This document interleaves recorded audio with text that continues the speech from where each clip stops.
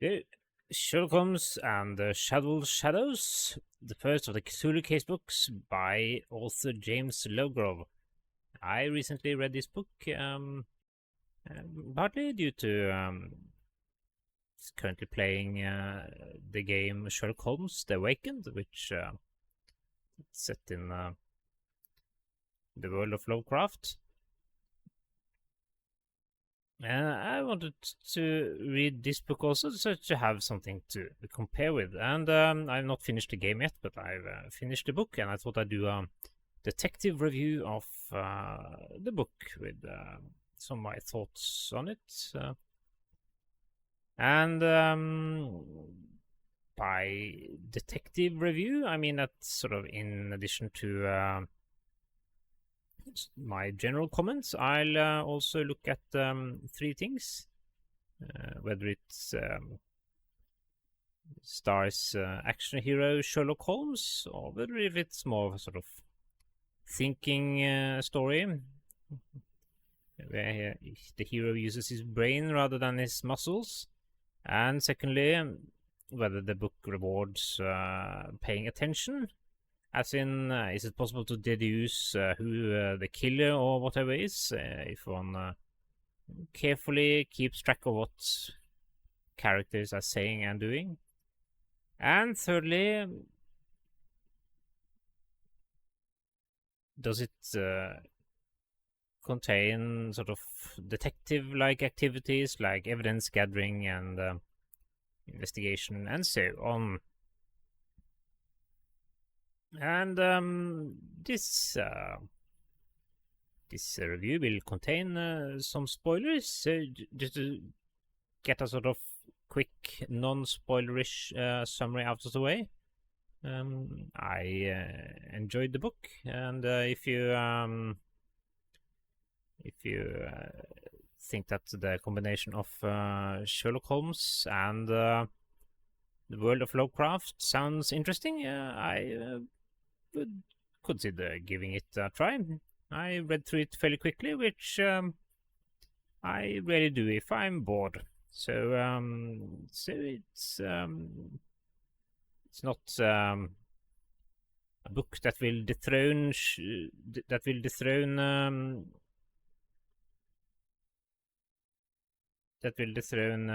Shakespeare as an legendary author, but still it was entertaining. And when that out of the way, let's look at the book in a little bit more detail. So, does this book feature action hero Sherlock Holmes? And yes, to an extent, it does. He spends quite a lot of time running around, and he's a martial arts expert, and Dr. Watson also gets his share of fighting and action-related activities. So I would definitely say that this is not a book where Sherlock Holmes never gets up off his out of his chair to where he doesn't need to get out of his chair to solve the mystery. No, this is a book where it's very much hands-on. And I would say that as such, it's not so much. It's not really a horror story. I would say it's more of an adventure story. Let's say that it's a story about Sherlock Holmes in the world of Lovecraft, told as a Sherlock Holmes story. So I don't think this can be called a horror story. It's not really that scary. And as such, it's not really a whodunit or story where there is much uncertainty as to what is going on. There is, of course, the title of the book, Shadwell Shadows. So sort of finding out what that actually is. It takes a good part of the book, but that's really not something that you solve by being attentive and listening to what characters say. I would say there's also not that many characters in the book, so it's not a whodunit. It's more of an adventure action story, where starring Sherlock Holmes and Dr. Watson. And there's, of course, investigative elements. Sherlock Holmes uses his deductive abilities, and his ability to observe and deduce facts from those observations. But still, this is sort of a character trait of Sherlock Holmes, and it would be natural to have it in a story with him. But I would say it's more of an action story than a sort of pure, detailed detective story. And yeah, that's sort of my initial impressions. I think I'll then proceed on to the more sort of general comments. Yeah, I will not really spoil any very detailed aspects of the book, but I'll still talk a little bit about the structure and so on. So from here on, it will be a little bit more spoilerish content, I think. And there are some interesting aspects to the book, I think. The author has made some interesting choices. So as I noted, I have been playing the game The Sherlock Holmes, The Awakened, and it sort of approaches this supernatural elements as one would expect. At least I think so. I haven't completed the game yet, but it seems like it progresses as one would expect from this type of content, where you have Sherlock Holmes being skeptical of anything supernatural and expecting a rational explanation for anything that would seem to be unexplainable, using rational means. But of course, when you have Sherlock Holmes in a supernatural setting, such as the world of Lovecraft, there are supernatural elements. There are supernatural beings. There are vengeful and evil gods. There is a lot that it would not be possible to explain by sort of modern science. And as such, you would necessarily reach a point where Sherlock Holmes would need to acknowledge that the supernatural actually exists, that there are forces beyond what one would expect.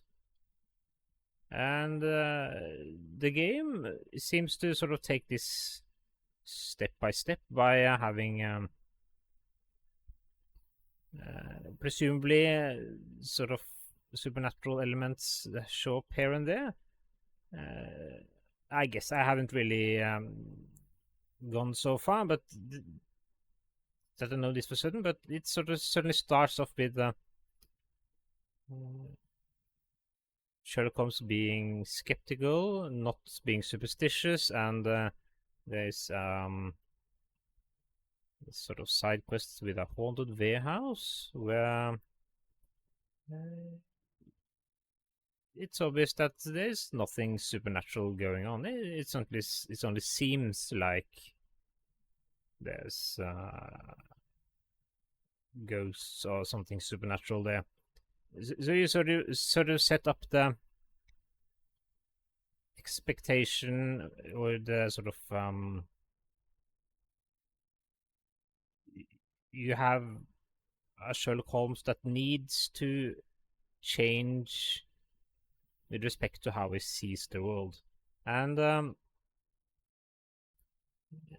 the way, since he is a skeptic and does not believe in the supernatural, you would think that sort of introducing this step by step with Sherlock Holmes sort of fighting these revelations when possible would be the typical way to do this. So he would search for a rational explanation when possible and be very skeptical. He would have to have very much that needed to convince him that there's a supernatural explanation for what he's observing. The book, however, the Sherlock Holmes and Shadwell Shadows book, takes a fairly different approach. Instead of sort of gradually introducing this, it fairly early on, it makes it clear to Sherlock Holmes what the reality is, and this is not sort of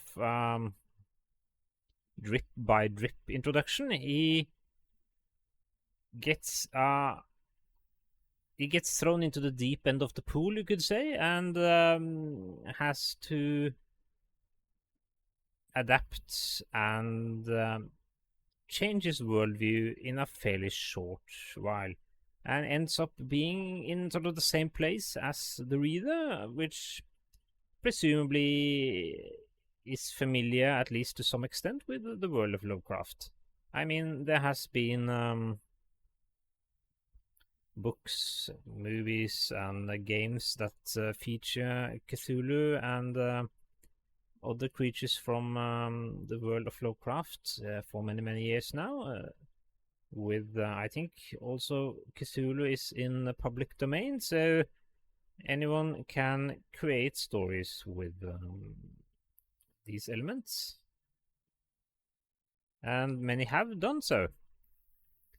You can even buy Cthulhu plushies on eBay, which sort of you could say it has removed most of the scariness of these creatures like Cthulhu. So you start off fairly early with him being aware of everything that is actually going on in the world when the world is that of Lovecraft, and he has to adapt to that. And I think that's an interesting choice. There might be several reasons for why the author did this. One of them could be that so this is a trilogy. I think it was written as 3 books, and this first book, it sets up the trilogy. There's a 4th book also coming out later this year, I think, but from what is written in the introduction of the book, it seems like the author wrote and probably created the story for the first 3 books as in one go, and then wrote out the first book as sort of part of a 3-book narrative. So it could be that rather than taking the sort of gradual approach to introducing Sherlock Holmes to the supernatural, he chose to sort of just introduce this and have it over with as early as possible so that he could set up the pieces for the subsequent books in the trilogy. There could, of course, be another reason also, as I know that there are many books that have been written about Sherlock Holmes after the author's death, and this is unavoidable when Sherlock Holmes is in the public domain, and many of these stories, they do have Sherlock Holmes having Dracula or Jekyll and Hyde or some other famous supernatural being as an opponent. So it could be that this gradual introduction of the supernatural is something that has been done many times. So the author thought that, okay, this time I will just dispense with all that and just place Sherlock Holmes in the middle of it and see how he adapts. Because that's sort of what it feels like. It feels like the author sat down and thought, okay, so if all these supernatural elements from the books of Lovecraft actually exist, how would Sherlock Holmes react to that if he knew? And that sort of seems like it's the thread of the book. So it follows. It introduces Sherlock Holmes to what is the reality, and then we see how he reacts to that. And I think the author's interpretation to that seems to be fairly good. It does not seem out of character. I would probably expect something similar, without going into detail as to what he actually does. So he reacts to this fairly quickly and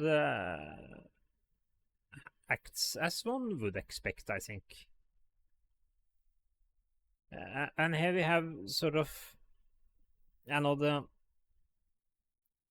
perhaps unexpected element of the book, and that is that it's not really a horror story. And as I said at the beginning, it's more of an adventure story rather than a horror story. And I don't know, of course, the reason for why the author chose to do it that way, but one can imagine that if you have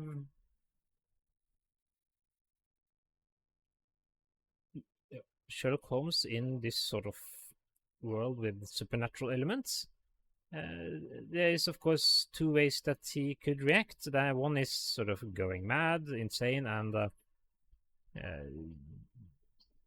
not being not really being able to contribute in any way, and that's of course not how you would write a story, because that would not be very interesting. Probably would be a very different type of story. But when you have him sort of knowingly addressing this world with the supernatural in it, you have his changed worldview, of course, but it's still Sherlock Holmes, so he would react to events as he would to normal events. So you get a sort of more, to say it, he would not run around frightened. You would have the comments, sarcasm, and the banter between him and Dr. Watson, which means that it would be somewhat challenging, perhaps, to write scary, very fear-filled novel. Of course, there is aspects of the book that where the atmosphere is somewhat a little bit scary, at least. Perhaps especially the story that Dr. Watson relates fairly early in the book, and about his experiences from Afghanistan, and that story it feels a little bit like something Lovecraft could have written. But overall, when you have Sherlock Holmes and Dr. Watson being together, and you have the sort of dialogue between them and what they do and so on, it does perhaps not lead itself well to horror. So the story overall is more light-hearted, I felt. It's not too different from modern Marvel movies, where you have these quick comments from the characters, even though the context in which they are said might be scary, sad, or horrific. The characters sort of react to it with a somewhat detached humor. So you have similar elements in the book. So Sherlock Holmes is now in a supernatural world, but he does not run around like a scared boy. He takes it as he would if it had been normal crimes, such as appear in most of the other books. So it feels like you have a story about Sherlock Holmes, which have been placed in the world of Lovecraft, but still told as it would have been told if it was a Sherlock Holmes story. So the setting and the opponents are different, but the way the story is told is perhaps not. So it's more of a Sherlock Holmes story with supernatural elements rather than a Lovecraft horror story with Sherlock Holmes in it. That was at least my impression. And overall, I found it enjoyable. It was, as I noted, it was fairly quick to get through it. It's not extremely long, 448 pages, 48 pages according to Amazon. And well, if Sherlock Holmes fighting the evil from Lovecraft stories and the servants of the evil powers sounds interesting, well, perhaps give this book a look. And that's what I wanted to say.